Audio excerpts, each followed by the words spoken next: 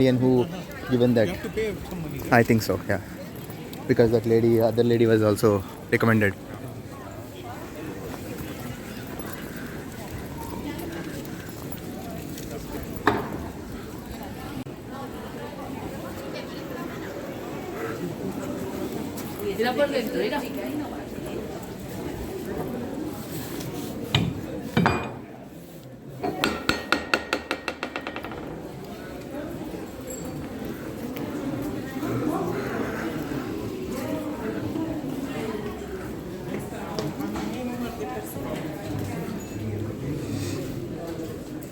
Online tickets and 13 euros. No, only one ticket, one line.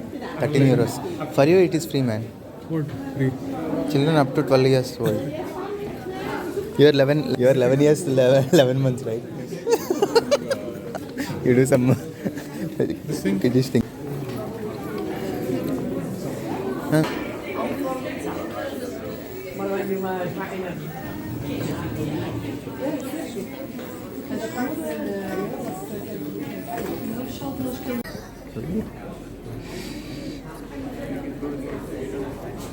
Take this one. One for you.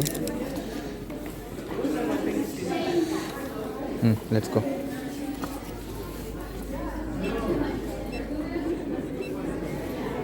Not scanning, right?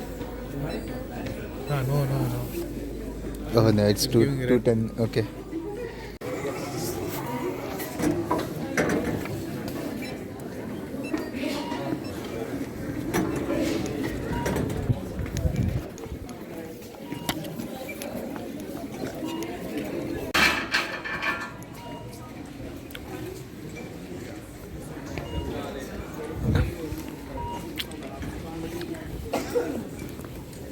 We have to take audio guide.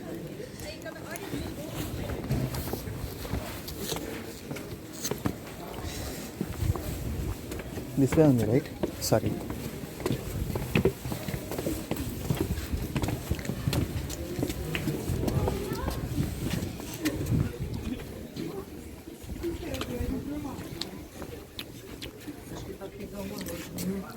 Eu acho que o outro você tinha que comprar.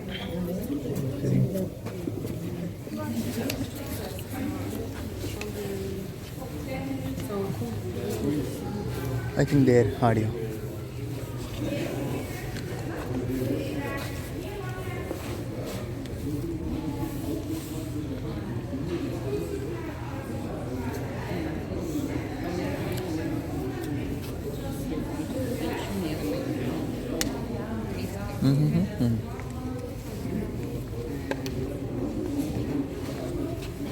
What is this? Kaleidoscope, huh? Kaleidoscope.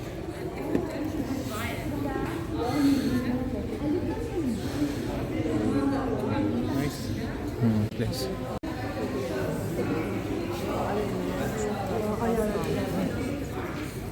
Hey, very nice, cute. Meow. Owl. Above. Oh, legs are also like this one. Angry.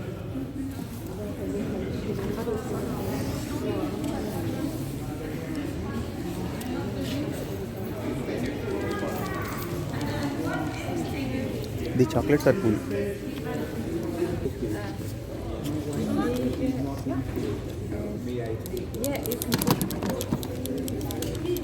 So, this one.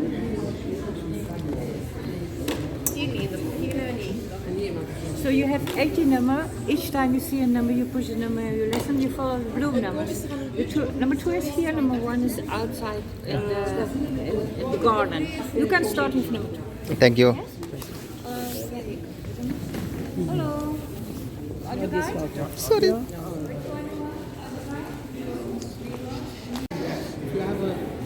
Oh.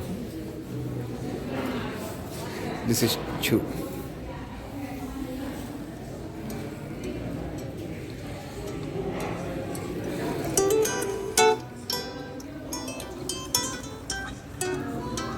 Turn around 360 degrees. Go on, turn around. Look at the walls as you turn.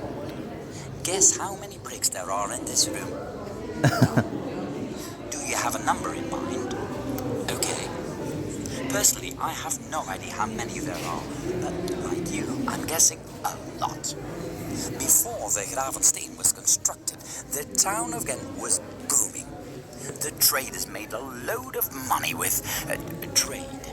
It's an activity I've never really had of it, and woodworks don't like the taste of it.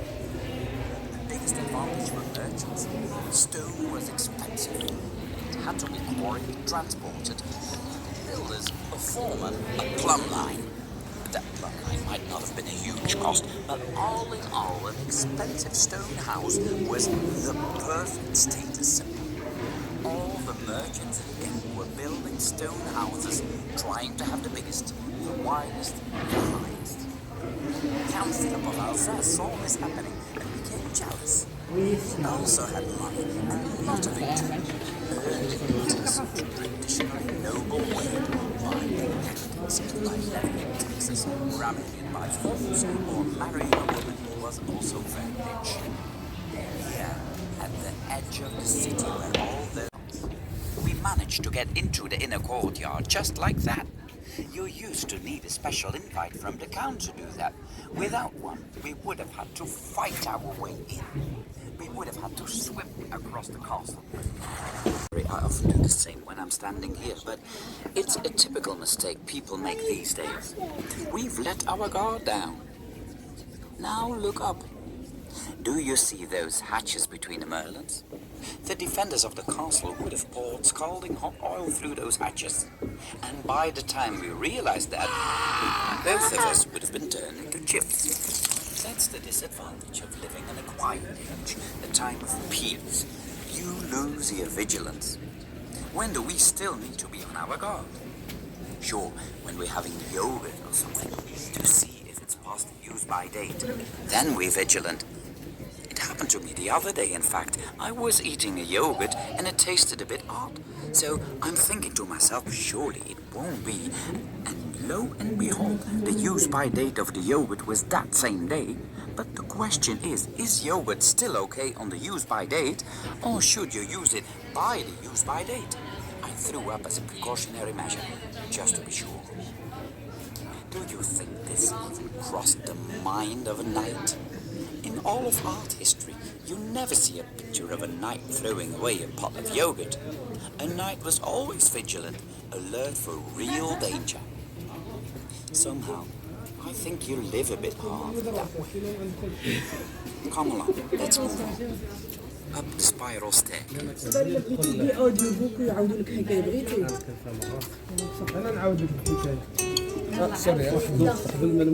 Gravensteen was only twice as high as the stone houses of the merchants. It was also much more luxurious. Yes, I know. Where's the ship? Where's the convoy? Where's the triple? We're real softies nowadays, okay? Luxury still meant something in the Middle Ages. For example, they hadn't invented the chimney yet. If they made a fire inside back then, all that smoke stayed inside the room. After half an hour, you couldn't see who came to visit anymore. Well, Guinevere.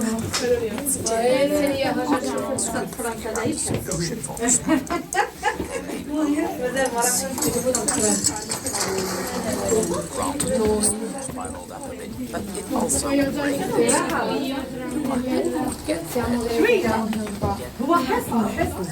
And your fire was rained out, and there was always a draft. Nobody ever said it's drafty in here.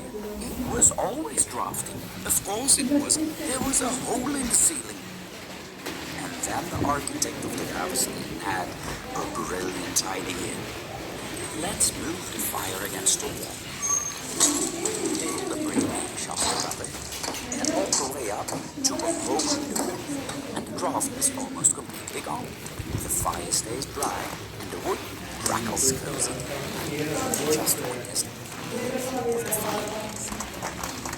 Over each other. I'm so sorry I called you Guinevere just then.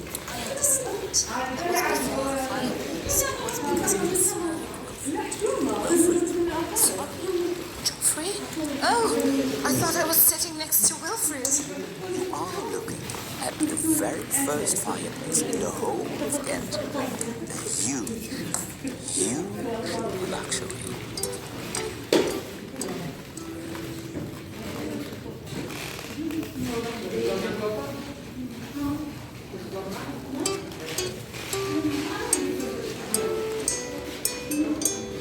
Every place has its own creation myth that indicates when its history really begins. To me, the creation myth of Flanders is the story of Baldwin Ironarm and Judith. Do you see those romantic seats by the windows? Go sit in one of those seats. If there is room, don't sit on someone's lap. If there's someone opposite you, look deep into their eyes. You are about to hear a love story from the year 861 AD. At the time, Baldwin Ironarm is Count of the Gau of Flanders, but the region doesn't amount to much then. Flanders is just a load of flooded clay with lots of mosquitoes. And Baldwin Ironarm is in love with Judith. Blonde, long legs, greenish grey eyes, a little bit cross-eyed, but all the sexier for it. Anyway, that's how I imagine she looks. But with Judith, Baldwin is aiming too high. She's the daughter of the King of West Francia, Charles the Bold. He thinks he has safely locked away his daughter in a castle with a moat under lock and key. And yet, Baldwin sees her at the secret party. Bam! Love at first sight. Charles the Bold is furious. And not only because he's bold. Well, just a little bit. He wants a son-in-law from better stock. Yes, that's right. That's what I want. And a little bit of hair. A French. Judith also really fancies Baldwin. On Christmas Day of the year 861, Baldwin races his horse over the moat into the castle, breaks open the locks on Judith's room, and swings Judith over his horse with his iron arm. Baldwin abducts Judith. She thinks it's all very romantic. Baldwin and Judith flee for thousands of kilometers through the whole of Europe, running away from a seething Charles the Bold. Every night, Baldwin and Judith tenderly pick the hardened skin of each other's painful backsides. I said tenderly. Every night, Baldwin and Judith fall asleep in each other's arms in yet another secret hiding place.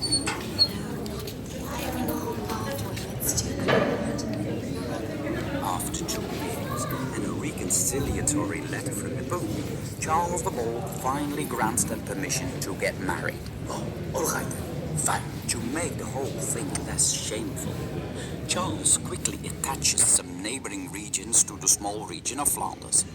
And suddenly, the county of Flanders actually amounts to something. Count Baldwin Ironarm also amounts to something. And the wedding of Judith and Baldwin is a prestigious celebration. In my opinion, Flanders was born at that wedding feast, thanks to true love. And without that love, this castle would never have been built. Of course, there are those who say that... the courtly culture in the Middle Ages. Refined manners. Learning how to be polite. Please, thank you, knife and fork. Composing love songs for a lady and complimenting her instead of dragging her by the hair to your cave. A big step forward for civilization. I think this courtly culture originated here in this very room.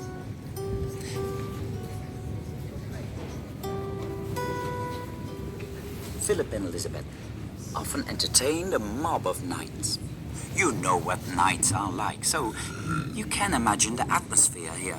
All those knights slashing and swinging their swords around, thrusting and stabbing with their lances, leather greaves, shield, coat of mail, and underneath that iron shirt, stark naked. Sorry, no, that's just a personal fantasy. All these knights were constantly fighting, killing, knocking people about, roaring, slaughtering. And amongst those knights, Philip was the super knight. He fought in 23 wars, and jousting was his hobby. You can actually be killed while jousting. I draw the line there. I don't want my hobby to kill me. That's why I play badminton. Only singles. And amidst all these fierce knights, there were the staff, the chamberlain, the seneschal, the equerry, the wine porter, the water porter, the viscount, the second viscount, the man who writes the charters. And then I haven't even mentioned the chancellor, the keeper of the seal, the first cook, the second cook, the first squire, the second squire, the blacksmith, the first washerwoman, the second washerwoman, the carver, and the saucer. And then I'm still forgetting the pastry cook, the clerk, the surgeon, the physician, the falconer, the jester, the juggler, the messenger, the musician, and the sommelier. All those people and all this violence. After every feast, the walls were probably covered with 3 layers of blood. Philip and Elizabeth understood that they urgently needed gentler ways to treat each other. Say hello, be polite, and instead of blood revenge, say you're sorry once in a while. That alone drastically reduced the amount of violence in this room. And they also needed to start treating women with good manners. There weren't nearly as many women at court as there were men. Bit by bit, out of necessity, these mighty knights learned to put the few women there were on a pedestal. At least they were safe. And then the knights learned to pine for these women. And then they learned how to court these women with pretty words, with poems, with passionate songs. But courtly culture also dictated that people should mind their table manners.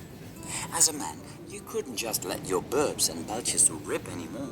You had to learn how to keep the air inside your bowels for hours on end. Learn how to smile and hide the zeppelin full of air dancing around in your bowels. And that is how I wooed my wife. Because she felt I endured crime so valiantly. I kept lots of The them. courtliness of courtly culture and a high pain threshold and steadfastness of a knight, united in one person. Yeah, that's what you're saying now, but never used anything. Just for show. I think 7th is this way. 7th is so done. You're done with 7th?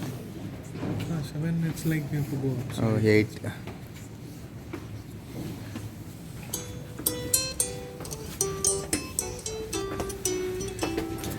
This is the rooftop terrace, where castle dwellers came to enjoy the view, have a smoke, throw down a bit of hot oil. Count Philip came here to enjoy the height of his castle, how high it stood out above the stone houses of the merchants. I come here to look at the river across from here. In the year 851, the Vikings arrived over this water with their fast ships. Do you know what I think is brilliant? If you can claim to be a descendant of those fierce warriors, of thugs who roar, brand people, bleed them dry. Oh, those Vikings are magnificent ancestors, warmongering, valiant. If you can claim to be one of their descendants, you know that your inner Viking could arise at any moment. Icelanders can claim it. The Danes too. The Norwegians and Swedes can claim it. They all descend from fierce Vikings.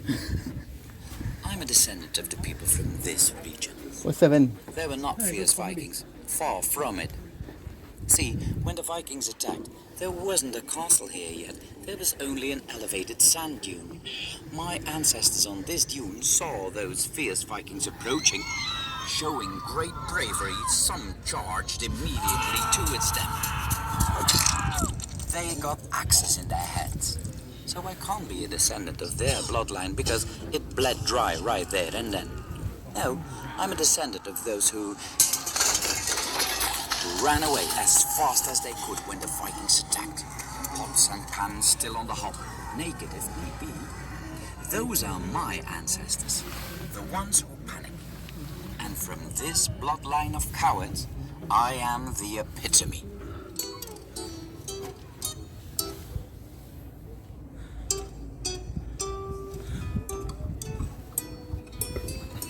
You can take the stairs here. Go on, go up the steps. In the meantime, I'll tell you a story. There was one thing I never understood about Count Philip of Alsace. In pictures, he's always wearing some sort of skirt, a little dress, trunk hose, sometimes even a pair of leggings. All huge fashion fails, don't you think? One day, as I was going up these bloody stairs, I suddenly understood. Count Philip walked up and down these stairs several times a day. That's the drawback of luxurious high castles. Count Philip must have had extremely well-developed upper legs, exploded thighs. And with those fat thighs, he couldn't fit into a regular pair of trousers anymore. He had no choice but to wear skirts.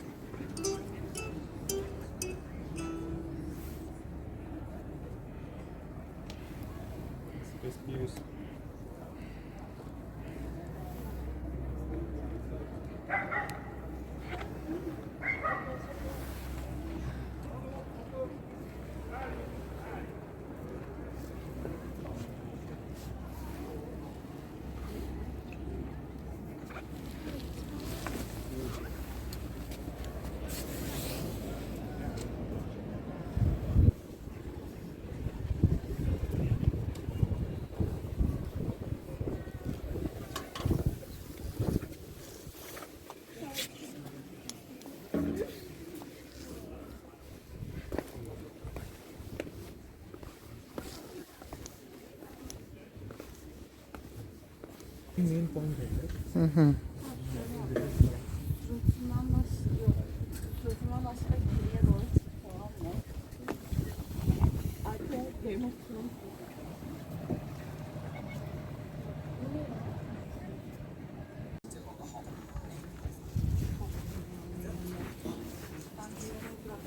Hangi blok? Çok mu?